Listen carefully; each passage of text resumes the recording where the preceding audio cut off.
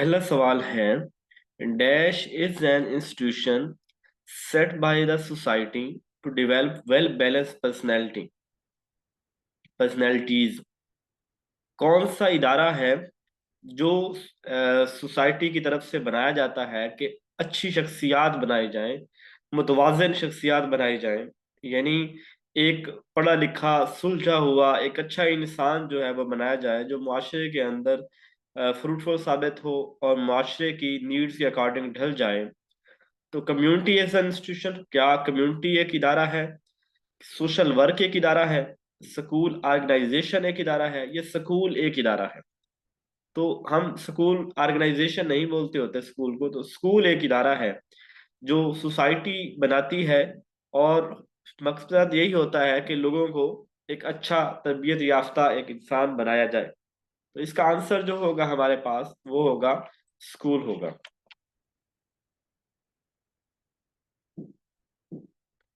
Next question है, school records and reports are used to satisfy the legal requirements of a state to appraise the.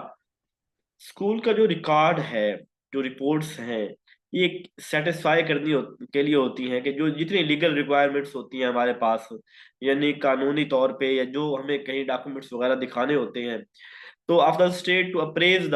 तो appraise भी होता है जांचना, check करना, असेसमेंट करना।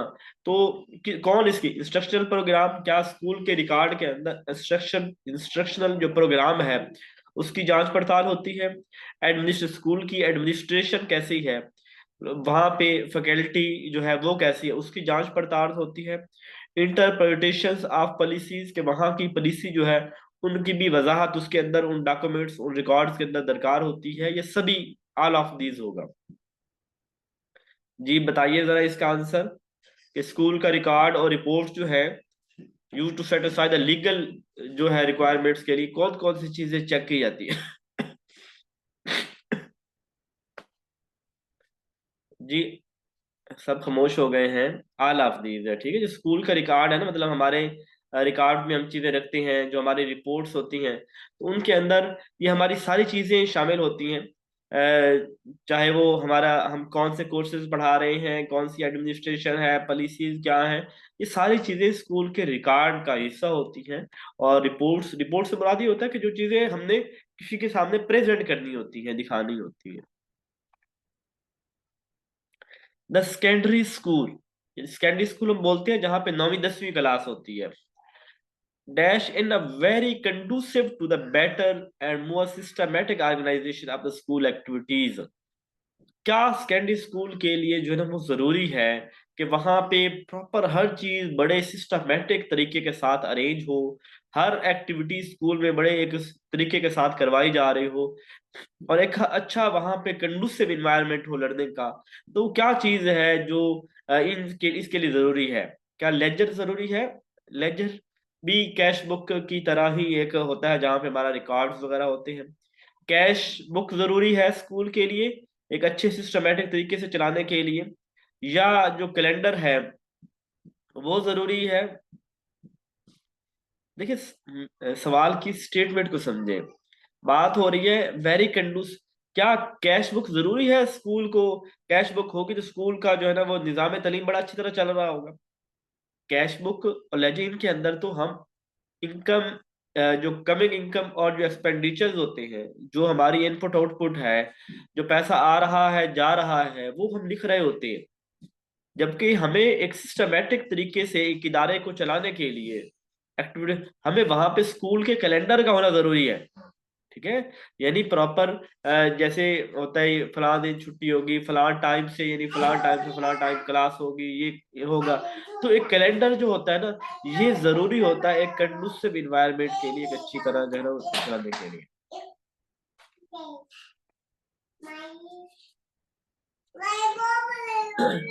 Dash register contains the record of the official life of every officer working in the institution।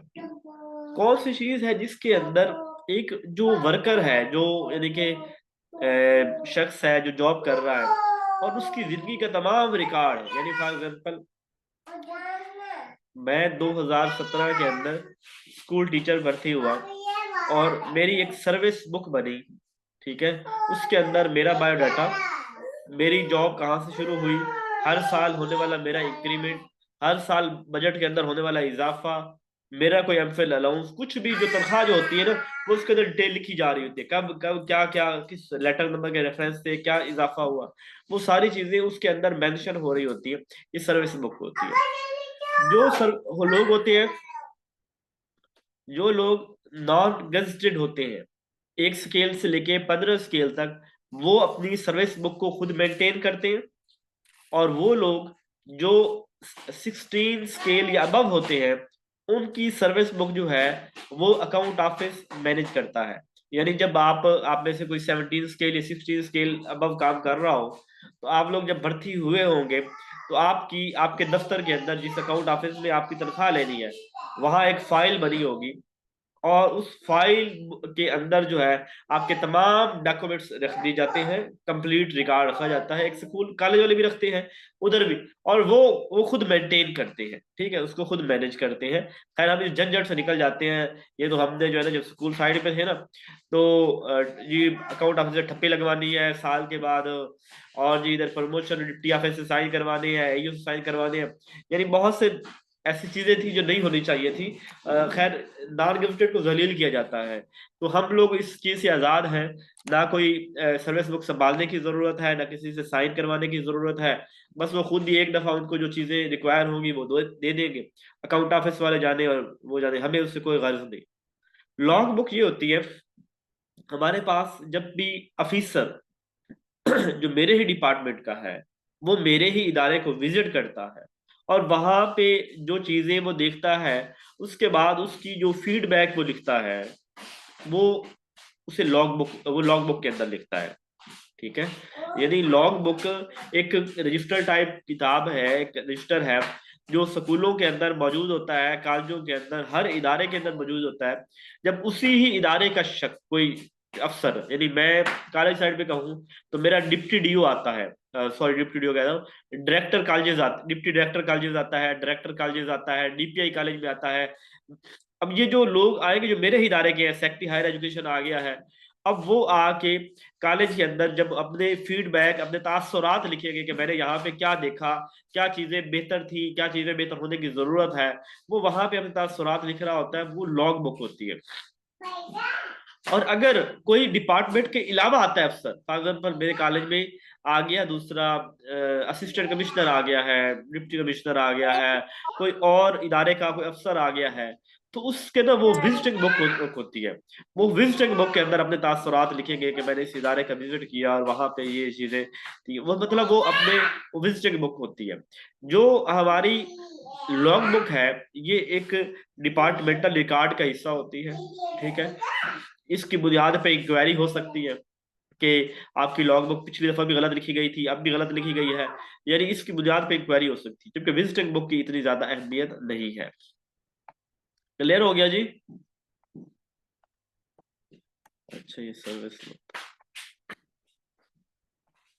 First educational conference showed, जो पहली education के ऊपर कॉन्फ्रेंस थी, on the educational policy during the British period, जो पहली जो education 1947 के हमारी कॉन्फ्रेंस थी ना, तो 1947 की कॉन्फ्रेंस में क्या कहा गया कि जो ब्रिटिश का टाइम पे जो एजुकेशन का निज़ाम था, वो सेटिस्फैक्ट्री था, अच्छा था, वो डिससेटिस्फैक्ट्री था, वो एप्रिसिएशन था, काबिल यानी तारीफ था, या बोथ ए एंड बी कहा गया कि सेटिस्फाई भी था और डिससेटिस्फाई भी था। जी, सेटिस्फेक्शन नहीं सर। हम फर्स्ट एजुकेशन कॉन्फ्रेंस ने क्या कहा था कि इससे पहले जो निज़ाम तालीम था वो अच्छा था, फिर हमें आज़ादी लेने की क्या जरूरत पेश आई, ठीक है, फिर पाकिस्तान बनाने की क्या जरूरत पेश है, अगर हमारा एक निज़ाम तालीम एक ऐसा था जो हमारी ज़रूरियात को मद्देनजर और सारी चीज़ों को, हमारे नजरियात को, आइडियालॉजी को, सब चीज़ को मद्देनजर रख रहा था, तो निज़ाम तालीम ही तो किसी चीज़ की बेस होती है, ठीक है। तो डिससेटिस्फेक्शन उसने शो की थी, 1947 में हुई थी ना पहली कॉन्फ्रेंस, और उसने जो ब्रिटिश के टाइम में जो निजाम तालीम था उससे डिससेटिस्फेक्शन शो की थी कि वो ठीक नहीं था, हमें उसके अंदर जो है वो बेहतरी लेके आनी है, ठीक है। The Quaid-e Azam in his message give highest priority to, Quaid-e Azam ने अपने मैसेज में किस चीज को हाईएस्ट प्रायोरिटी दी? साइंस एजुकेशन, कि हमें साइंस एजुकेशन पढ़नी चाहिए, कंप्यूटर पढ़ना चाहिए, टेक्निकल एजुकेशन या मोरल एजुकेशन? तो कायदे आजम ने टेक्निकल एजुकेशन को फोकस किया था। आज भी मेरा ख्याल है कि टेक्निकल एजुकेशन को प्रायोरिटी होनी चाहिए। खैर, टेक्निकल एजुकेशन की प्रायोरिटी होगी तो हम लोग कहाँ जाएंगे, ये जरूरी है। लेकिन बहरहाल सर्वाइवल के लिए जो है वो टेक्निकल एजुकेशन नागजीर है कि हम में से हर शख्स स्किलफुल हो, हम में से हर शख्स जो है वो गवर्नमेंट का मुंह न तक रहा हो कि वो जॉब्स देंगे तो हम जो है वो कोई जॉब। हालांकि हम लोग जो है वो स्किल सीख के अपने वसाइल, अपने रिसोर्सेज खुद क्रिएट करें। 26 करोड़ लोगों का मुल्क, यहाँ पे हर चीज, 26 करोड़ लोगों को मकान भी चाहिए, 26 करोड़ लोगों को खुराक भी चाहिए। किसी इंडस्ट्री में आ जाए, किसी फील्ड में आ जाए, कोई स्किल सीख के कुछ सर्विसेज प्रोवाइड करने लग जाए, हम अच्छा कमा सकते हैं। मैं समझता हूँ, ये मेरे लिए अपनी नहीं दफी की बात है, लेकिन मैं समझता हूँ कि जो फीमेल है ना, अगर जॉब की इंतजार कर रही है या एजुकेशन साइड पे है ना, तो ये फीमेल को इंतजार करना चाहिए। मेल को कहीं निकलना चाहिए, उन्हें कुछ और करना चाहिए।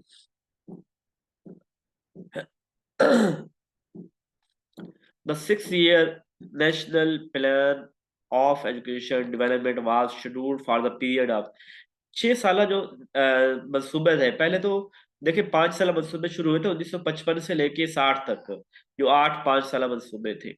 और जो हमारे पास था ना 6 साल मंसूबा, ये 1951 से 47 तक जो है ना, वो 1951 से 57 तक, सॉरी। तो 6 साल मंसूबा शुरू किया गया, लेकिन नाकाम हो गया, इम्प्लीमेंट तो हो सका। फिर उन्होंने इसको दूसरे साल ही जो है ना कहा कि हम इसको जो है वो 55 से 60, हम 5 साल मंसूबे शुरू करते हैं।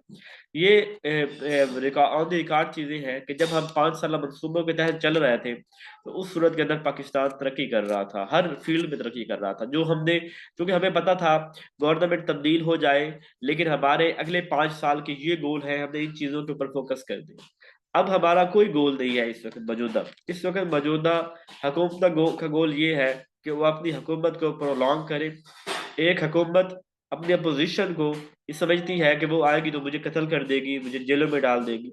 और हुकूमत ये इसी तरह शाही महल जो है वो मुनाफकत के और इन चीजों के अपनी जो है इक़्तिदार को बचाने के गढ़ बन चुके हैं। और उन्हें कुछ एहसास नहीं, वो हर वो काम करेंगे जिससे, यानी इस कैपिटलिज्म की सोच है ना, कैपिटलिज्म कहता है सारी दुनिया मर जाए, मुझे पैसा चाहिए। मल्टीनेशनल कंपनीज जो है, उनको आपको जो है ना वो अगर मतलब वो हर लिहाज से, जैसे आपका पानी है, नीचे से जमीन से निकाल के आपको वो आजकल 120 रुपए की बोतल मिल रही है 1 लीटर की, अल्लाह की जमीन से फ्री में निकाला, उसको उसको किया, साफ किया, और करके आपको जो है वो दे दिया। तो यानी मल्टीनेशनल कंपनी का मुद्दा नजर सिर्फ है पैसा कमाना। और मल्टीनेशनल कंपनी हुकूमतों को सपोर्ट करती है, हुकूमतों को बनाने गिराने के अंदर इन मल्टीनेशनल कंपनीज का बड़ा किरदार होता है। तो इस वक्त करंटली हमारे मुल्क में कोई एजेंडा नहीं है कि जिसमें वो, बाकी इंशाल्लाह अल्लाह ताला बेहतर करेंगे, हालात अच्छे आएंगे, मायूस नहीं होना। The prominence of 6 year national plan for educational development was that it 6 year जो national plan for education development था, ये क्या सुजेस्टेड वैल्यूएबल बैयर, इसने बहुत जबरदस्त बैयर किए। Was first deliberate effort to anticipate educational requirement, की बड़ी बहुत जबरदस्त एफर्ट थी पहले कि जिसके जरिए वो एंटिसिपेट किया गया एजुकेशनल की क्या रिक्वायरमेंट हमें मुस्तकबिल के अंदर होगी।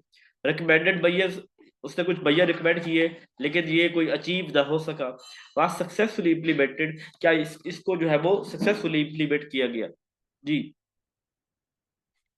क्या आंसर होगा इसका?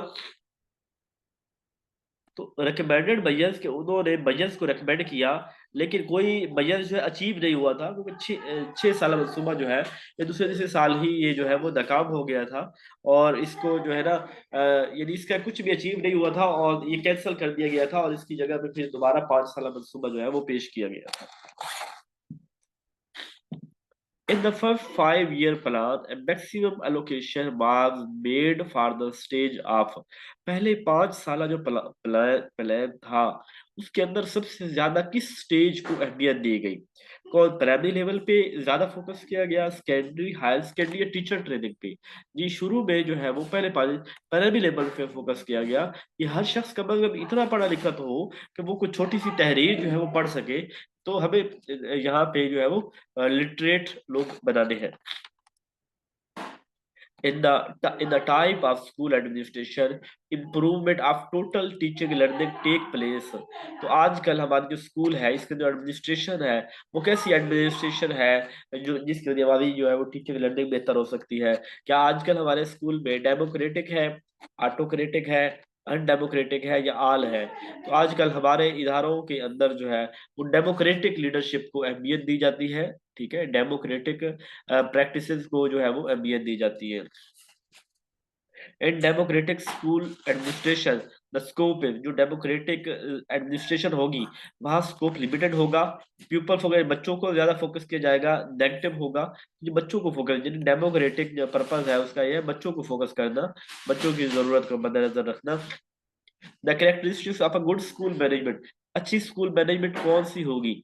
नॉट फ्रॉम विद इन, जो कि उस स्कूल में से नहीं होगी। फेयर ओरिएंटेड, वो जो जिसके अंदर खौफ होगा। डेस्क बाउंड, ये भी ऐसे है कि जो बाउंड करके रखती है, शायद इस तरह का मतलब है। नन ऑफ दीज, क्या जो गुड अच्छी एडमिनिस्ट्रेशन है? अच्छा, क्या अच्छी एडमिनिस्ट्रेशन मैडम नाजिया ये है कि हम डरा के रखें बच्चों को? यानी खौफ, फियर जो है, पेडागोजी तो इससे नफरत करती है। पेडागोजी कहते हैं खौफ तो किसी दर्जे पे, किसी स्टेज पे नहीं होना चाहिए। तो इसका नन होगा कि ये सारी क्वालिटीज एक अच्छी गुड मैनेजमेंट की नहीं है। ये नहीं है कि ना हमेशा मैनेजमेंट डिपार्टमेंट के अंदर से होनी चाहिए। जब डिपार्टमेंट के बहस से मैनेजमेंट आती है उसे कुछ नहीं पता होता कि अंदर क्या चल रहा है, क्या जो है वो पॉलिटिक्स चल रही है। फेयर ओरिएंटेड, जहाँ पे खौफ हो, खौफ का लफ्ज पेडागोजी से दूर से आपने गुजारना है। खौफ पेडागोजी में, जहाँ खौफ होगा चाहे वो छोटे बच्चे हो बड़े हो, नहीं होना चाहिए। डेस्क बाउंड का मतलब ही कुछ ऐसा ही है, मेरे अभी एग्जैक्ट जेहन में नहीं है, मतलब ये भी है कि उनको किसी जगह तक लिमिट करके रखना। Today, good teacher think in terms of, or rather, teacher maintain discipline। आजकल जो अच्छा उस्ताद है वो सोचता है in terms of rather teaching maintain discipline, कि अपने जो है वो रेदर अपनी टीचिंग के बल्कि डिसिप्लिन को मेंटेन किया जाए। प्यूपल मेंटेन डिसिप्लिन, क्या बच्चे डिसिप्लिन को मेंटेन करें? डेमोक्रेटिक डिसिप्लिन हो, बोथ एंड भी हो। अब इसके अंदर ना अगर हम प्यूपल मेंटेन डिसिप्लिन कहें कि बच्चे डिसिप्लिन मेंटेन करेंगे, तो ये कहीं ना कहीं ये चीज ठीक कोई नहीं है। पीपल मेंटेन, आप थोड़ा सा इसको पेडागोजी, इसको प्रैक्टिकल वे में देखें कि आपकी क्लास में, आपके स्कूल में अगर बच्चे डिसिप्लिन मेंटेन कर रहे हैं तो उस सूरत के अंदर जो है वो अ, बच्चे तो बाइफ्ट भी होते हैं, बच्चे अजीब अजीब अल्फाज भी इस्तेमाल करते हैं बच्चे। मैं मिसाल के तौर पे, मैं अपनी क्लास के अंदर जो GR मैंने बनाई हुई है बीएड के अंदर, अब आए रोज, हालांकि वो बहुत अच्छा काम कर रही है और मेरे लिए बड़ी फैसिलिटेशन प्रोवाइड कर रही है, लेकिन आयरोज किसी को होता है कि सर ये मेरे साथ ऐसे करती है, ये ऐसे करती है, और फलान मेरे लिए ये लफ्ज इस्तेमाल किया, ये किया। अब इस तरह के मसाइल जो जो प्यूपल के हाथों में हम नहीं देंगे, तो बेहतर है डेमोक्रेटिक जो है लीडरशिप, डिसिप्लिन ये होना चाहिए कि सबको साथ लेकर चला जाए। जहां ज्यादा लोगों की एक अक्सरियत की एक राय हो वहां पे इत्तेफाक किया जाए। Important phases of school administration are, school के फेजेस में इंपॉर्टेंट फेज कौन सा एडमिनिस्ट्रेशन में? फ्रीडम, आजादी होनी चाहिए। विल ऑफ द ग्रुप, के स्कूल एडमिनिस्ट्रेशन में हम जिनके ऊपर एडमिनिस्ट्रेशन कर रहे हैं उनकी विल को देखा जाए, उनकी पसंद नापसंद का ख्याल रखा जाए। One man rule, one man rule तो बिल्कुल नेगेटिव चीज है। वन मैन रूल से मुराद है ना कि एक ही बंदा ऊपर से बैठ के ना एडमिनिस्ट्रेशन कर रहा है, ये मुनासिब नहीं है। वन मैन रूल नहीं होना चाहिए कि एक ही बंदा लीड करे। वो तो किसी की सुनेगा ही नहीं। फ्रीडम, फुल्ली आजादी दे देना ये भी ठीक कोई नहीं है। आजादी के लोग जो है नाजायज फायदे उठाते हैं। तो ये विल ऑफ द ग्रुप के जिन लोगों को एडमिनिस्ट्रेशन कर रहे हैं उनकी राय को, उनकी विल को साथ लेके चले कि वो क्या चाहते हैं, उनकी क्या ख्वाहिश है, उनकी इंटरेस्ट किस तरफ है, दिलचस्पी किस तरफ है। जी बिल्कुल, वन मैन रूल ऑटोक्रेटिक होगा, वो डेमोक्रेटिक नहीं होगा। और हमें एडमिनिस्ट्रेशन ऐसी चाहिए डेमोक्रेटिक एडमिनिस्ट्रेशन हो। प्लानिंग, प्लान करना, ऑर्गेनाइज करना, कोऑर्डिनेट करना, डायरेक्ट करना, डिसीजन लेना are some of the most important dash of secondary school. तो ये सेकेंडरी स्कूल जो हमारे हैं उनके अंदर ये वाले क्या चीजें हैं, फेजेस हैं, एक्टिविटीज है, पॉलिसीज है, ऑब्जेक्टिव्स है। तो फेजेस बोलते हैं, मुख्तलिफ काम है ये अलग अलग से एक ना। तो फिर पहले हम प्लानिंग करेंगे, फिर उसके बाद हम ऑर्गेनाइज करेंगे चीज़ों को, कोऑर्डिनेट करेंगे, डायरेक्ट करेंगे या फैसले लेंगे। तो ये वाले इसके अंदर आते हैं, ठीक है। तो फेजेस कहलाते हैं। Dash is defined a controlled social setting which brings a change in behavior. Controlled social setting यानी कि आप इसको देख लें कि जहाँ पे सोशल इदारा यानी लोगों को मिलजुल का लेकिन कंट्रोल्ड है। क्या ये ऑर्गेनाइजेशन होगी, सुपरविजन होगी, स्कूल ऑर्गेनाइजेशन होगी। हम चूंकि ना एजुकेशन के परस्पेक्टिव में बात कर रहे हैं, ठीक है। तो ज्यादा हमारे पास ना स्कूल ऑर्गेनाइजेशन ज्यादा स्ट्रॉन्ग हो जाएगा कि स्कूल ऑर्गेनाइजेशन जो है, क्योंकि हमने अभी बात की थी कि ये सोशल सेटिंग है। स्कूल जो है वो एक सोसाइटी बिल्ड करती है, सेटअप करती है। तो ये ऑर्गेनाइजेशन एक बाकी अल्फाज जो है ना वो किसी न किसी सेंस में और में भी आ जाते हैं। तो स्कूल ऑर्गेनाइजेशन एक कंट्रोल्ड सोशल सेटिंग होती है कि जहाँ हम बच्चों के बिहेवियर को तब्दील करती है। तो ठीक है, स्कूल ऑर्गेनाइजेशन अप्रोप्राइट होगा ज्यादा।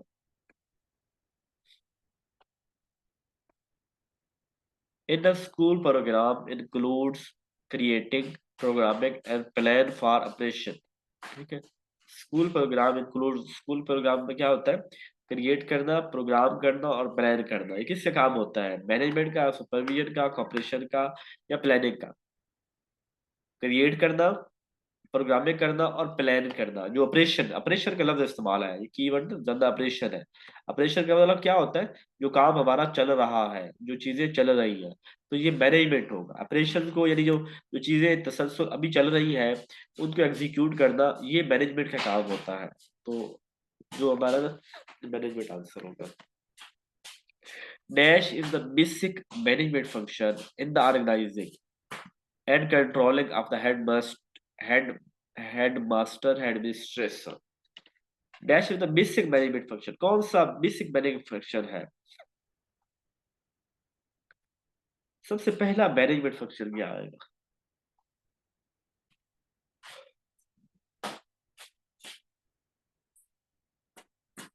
नहीं, देखिए बेसिक मैनेजमेंट फंक्शन, आप मैनेजमेंट की सीट के ऊपर आए हैं तो वहां पे आते साथ ही आप क्या करेंगे, पहला काम आप क्या करेंगे, बुनियादी तौर पे आप क्या करेंगे, आप प्लानिंग कर रहे होंगे, ठीक है। वहां पे ये चीजों को ऑर्गेनाइज प्लान कर रहे होंगे कि चीजों को ऑर्गेनाइज कैसे करना है, चीजों को कंट्रोल कैसे करना है, अपना हेड प्लानिंग होगा, ठीक है।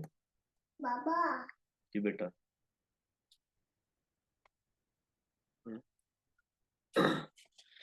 विच is not the feature of test item development. कौन सा टेस्ट एटम डेवलपमेंट का फीचर नहीं है। क्या टेस्ट रिलायबल होना चाहिए, होना चाहिए। टेस्ट वैलिड होना चाहिए, होना चाहिए। टेस्ट ऑब्जेक्टिव के ऊपर पूरा उतरना चाहिए, उतरना चाहिए। कौन सा नहीं है, नन होगा, क्योंकि ये सारी चीजें जो है वो है।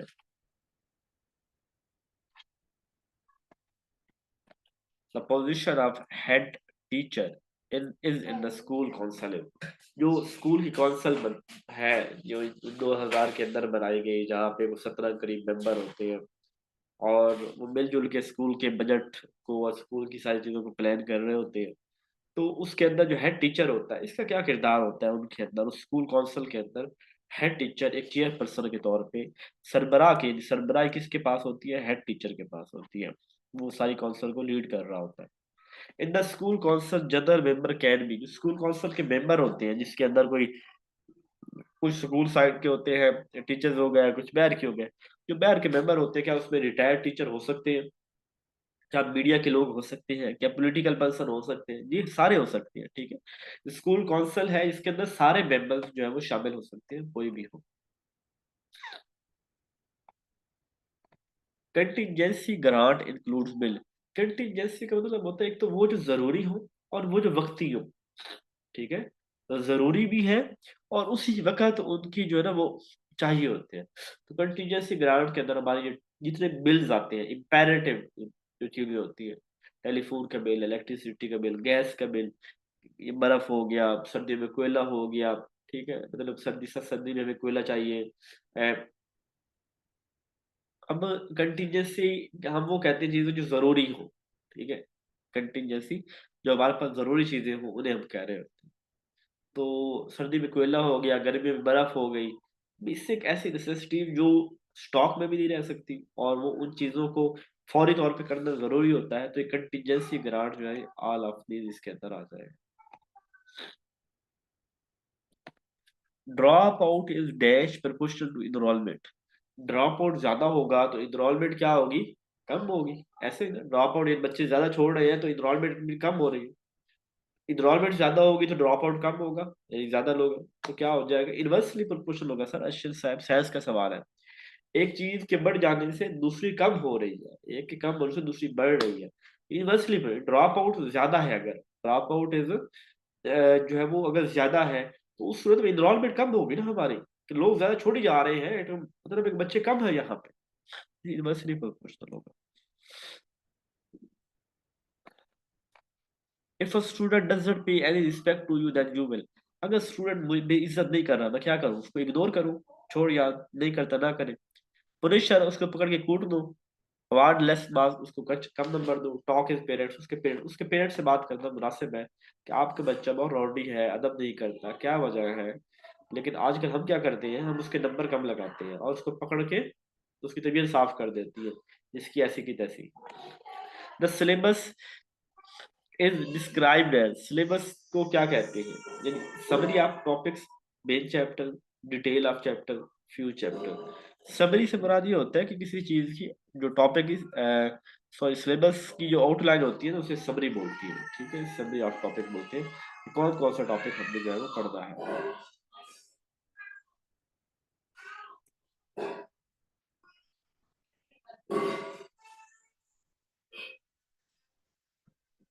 The material teacher use to foster the teaching learning process is called. जो मटेरियल जो टीचर जो यूज करता है अपनी लर्निंग को बढ़ाने के लिए, तो क्या होगा, नोट्स होंगे, इंस्ट्रक्शन, इंस्ट्रक्शन जो पढ़ाने के लिए इस्तेमाल होता है ना, वो इंस्ट्रक्शनल मटेरियल होता है। मैडम नाजी, आपके दो सवाल मुझे आए थे, कोई 2 दिन पहले रिसीव हुए थे, मैंने उनको इसके अंदर शामिल कर दिया था, तो मैं आगे आएंगे मैं एक्सप्लेन कर दूंगा। वॉइस है, बच्चे वह रो रहे हैं, फिर मैं चुप करवा के आता हूँ उन्हें।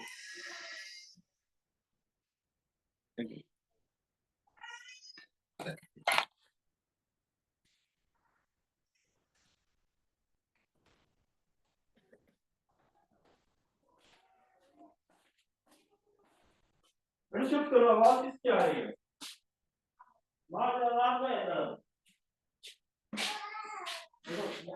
पढ़ा रहा हूँ, फिर मैं आगे आता हूँ, ठीक है, शोर नहीं करना।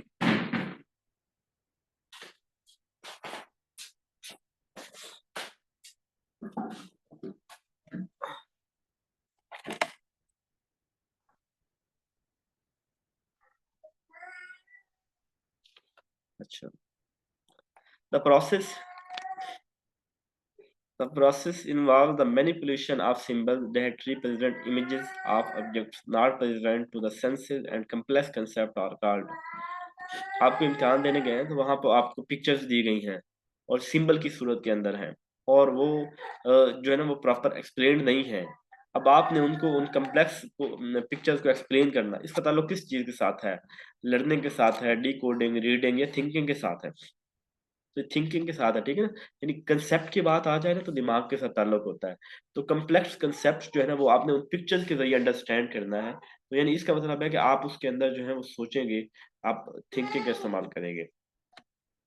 The function of management that deals with the establishment of a formal structure of authority is called. अब इन चारों में देखें कहाँ पे एक अथॉरिटी आपको नजर आ रही है, प्लानिंग में अथॉरिटी होती है, स्टाफिंग में, ऑर्गेनाइजिंग में या डायरेक्टिंग की अथॉरिटी होती है। फंक्शन डायरेक्टिंग जो है ना उसके अंदर हमारे पास अथॉरिटी होती है, ठीक है।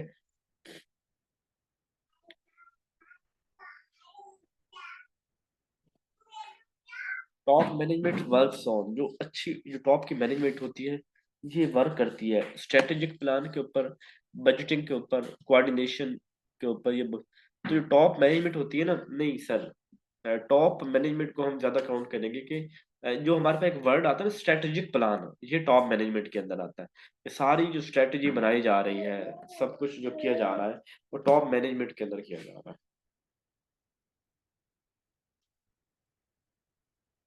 आके पढ़ाओ बैठ के, है रोना नहीं है। ये स्ट्रेटेजिक प्लान होता है। इसके अंदर जो दूसरे है ना, बजटिंग, कॉपरेशन प्लान।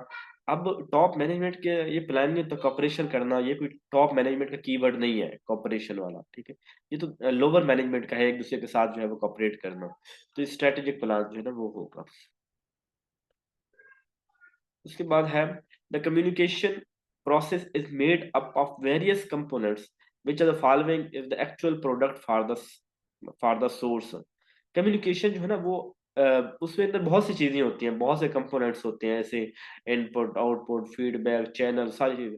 तो एट द एंड आखिरी प्रोडक्ट हमारे पास क्या आती है, क्या चीज है जो एट द एंड हमें उससे अचीव होती है, वो क्या चीज है। यानी फीडबैक मिलता है हमें, हमें चैनल मिलता है, फिटर मिलता है, या मैसेज मिलता है। नहीं, आखिर में हमें क्या चीज मिलती है, यानी प्रोडक्ट क्या है सारी कम्युनिकेशन का। मेरी आपके साथ गुफ्तगू हो रही है, उस गुफ्तगू की आखिरी प्रोडक्ट मुझे एक मैसेज मिलेगा एट द एंड, क्या होगा, यानी जिस जो जरिया मर्जी हो, जिस तरह मर्जी गुफ्तगू हो रही हो, लेकिन एट द एंड जो चीज मिलेगी वो एक मैसेज होगा जो हमारी कम्युनिकेशन से हमें मिलेगा।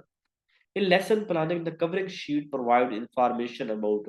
जब हम लेसन की प्लानिंग कर रहे होते हैं, जो कवर शीट होती है ऊपर, वो क्या बताती है हमें, उससे क्या पता चलता है।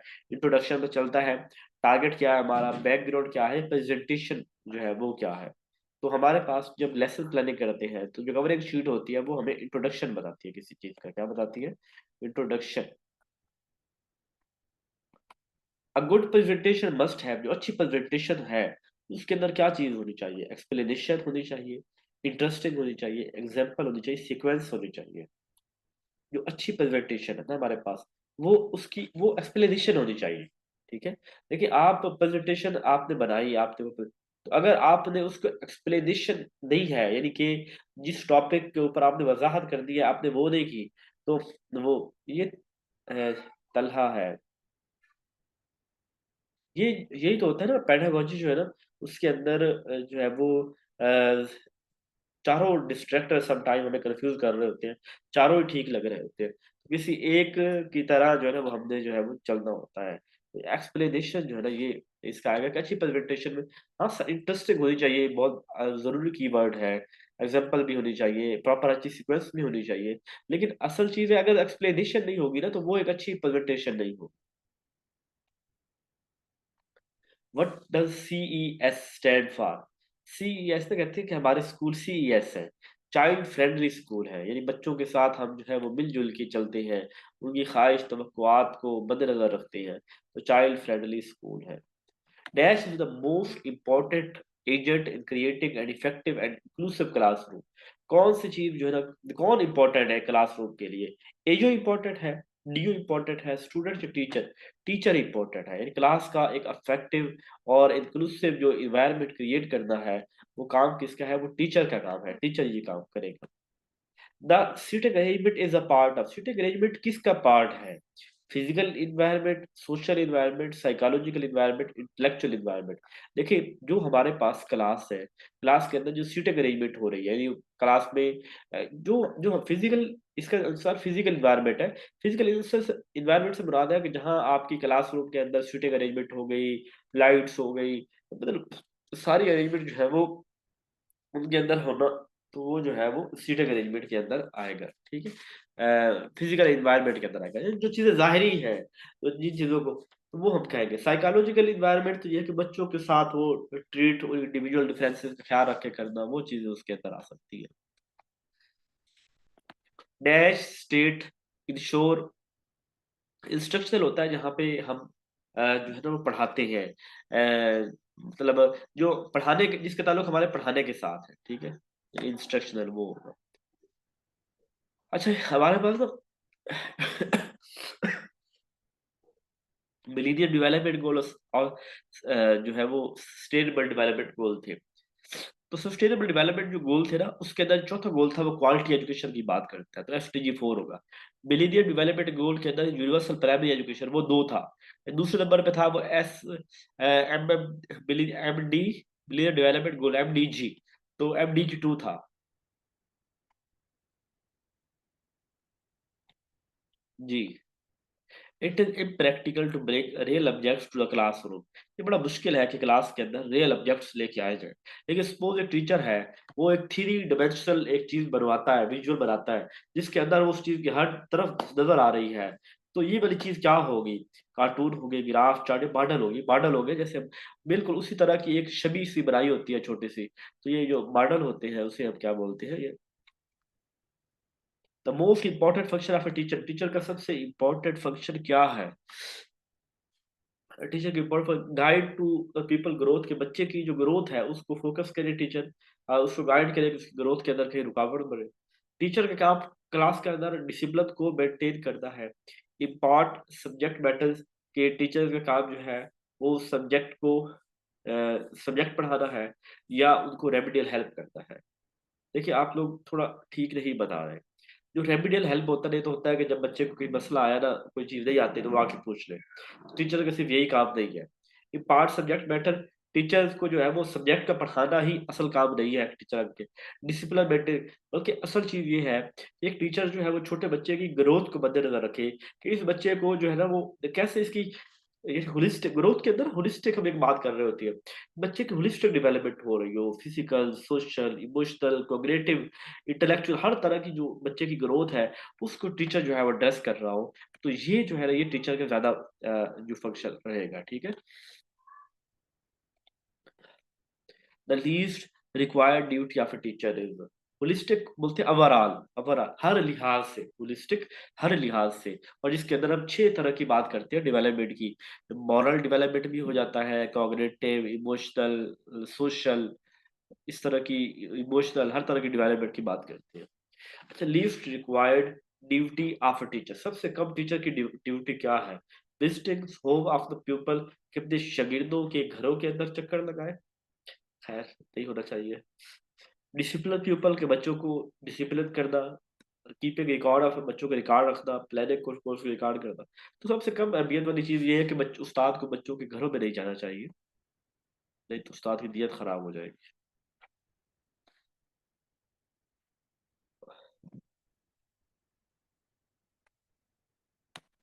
The best option of a teacher in the class is as, सबसे बेस्ट ऑप्शन क्या है कि उस्ताद जो क्लासरूम के अंदर है वो चेयरमैन ऑफ द ग्रुप है, डायरेक्टर ऑफ द ग्रुप है, मेंबर ऑफ द ग्रुप है, अंपायर ऑफ द ग्रुप है। उस्ताद को कोई बड़ा वहां पे अंपायर नहीं बनता, चेयरमैन नहीं बनता, डायरेक्टर नहीं बनता, बल्कि उस्ताद को उस ग्रुप का मेंबर बनना है।